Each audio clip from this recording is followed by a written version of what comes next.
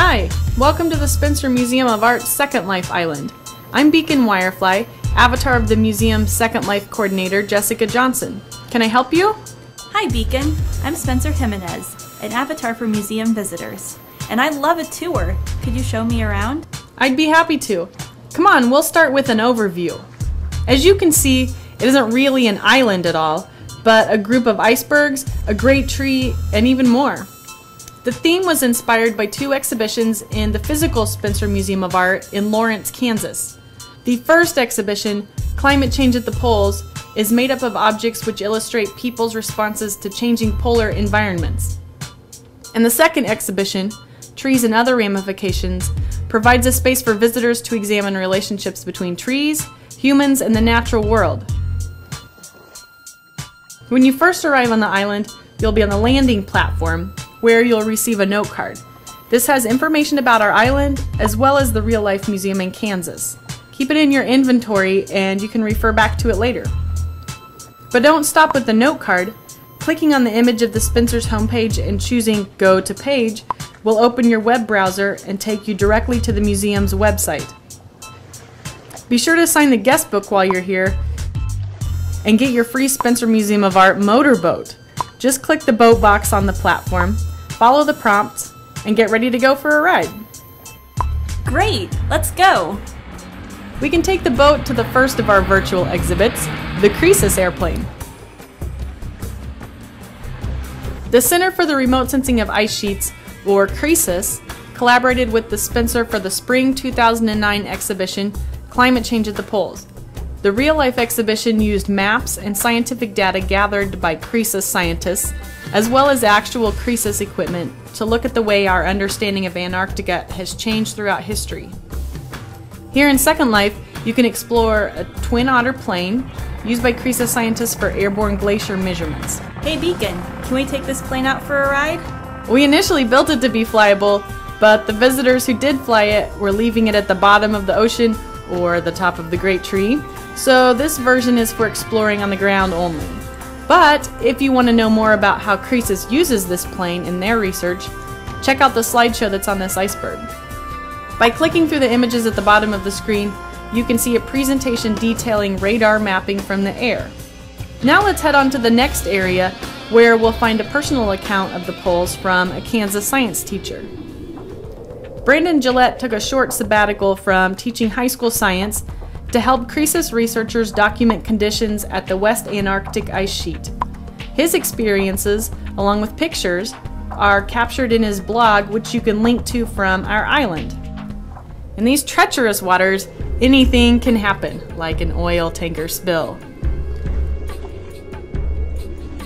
Also on this iceberg, we can watch a video in an icy pool, or one about the cryosphere, which is the portion of the Earth's surface where water is ice.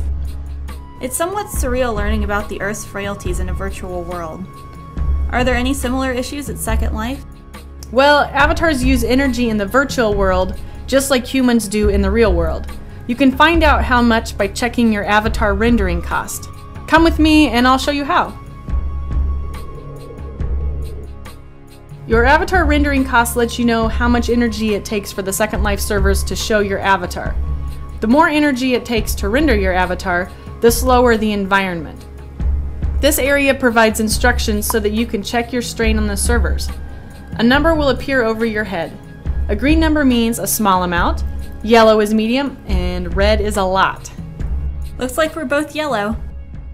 What we've looked at so far has been from a scientific point of view, but climate change can also directly affect people, especially those near the poles. The real-life exhibition Climate Change at the Poles focused on the Inuit people living in Greenland and northern Canada. This next iceberg explores their point of view. Photojournalist Stephen Williams recorded stories of the Inuit people he visited in Canada in 1979. This one is told in its original language and then translated into English. The bad guys stole the boat, and the good guys, they saw them. Somebody saw them stealing the boat.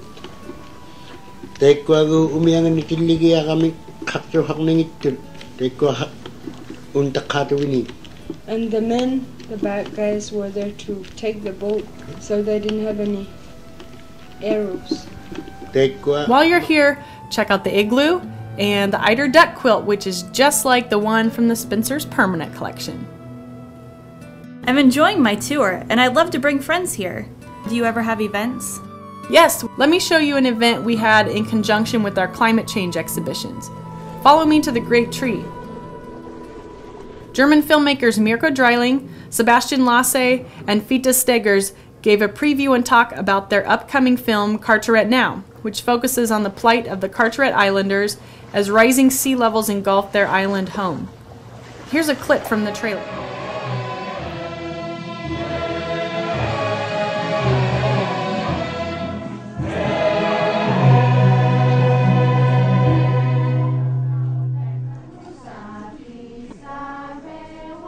We are sort of mixed feeling of anger and sorry at the same time. We don't want to lose our own island. Losing our island is losing our lives, losing our identity. Wow! So if you can have a talk here, does that mean you can have a class too? There are all sorts of events that you can hold in Second Life, including classes. Our island has 2 other classrooms besides this one here in the Great Tree. We have an underwater area and a skybox floating in the air. Sculptor Patrick Doherty was an artist in residence at the Spencer Museum of Art in the spring of 2009 in conjunction with the Trees and Other Ramifications exhibition. In anticipation of his visit, Second Life artist Sage Duncan replicated 2 of his earlier works, including Call of the Wild, located in real life at the Museum of Glass in Tacoma, Washington. The second work is at the top of the Great Tree and is called Around the Corner.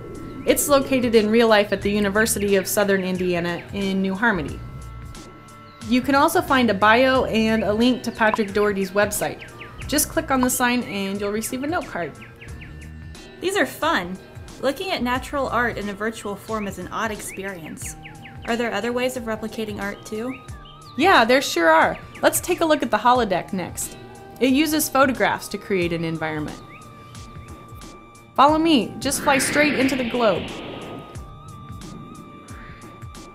Wow. The holodeck projects a repeating photograph onto the inside of the globe. It seems like there are a lot of possibilities in Second Life for artists. If all this Second Life artwork inspires you, we have a place where you can try your hand at virtual art as well. Let's teleport to the sandbox. Sandboxes are designated areas within the world of Second Life where you can build your own objects. Here at the museum, we have a floating platform where members of the Spencer Art Museum group can build. Take a look at what others have done. Ooh, I'm getting dizzy. Now it's your turn. I'll show you how. To build, right-click on the ground and choose Create from the pie chart. Then you can choose your shape from the menu that pops up. You can change its position, change its size, or rotate it. Now you try.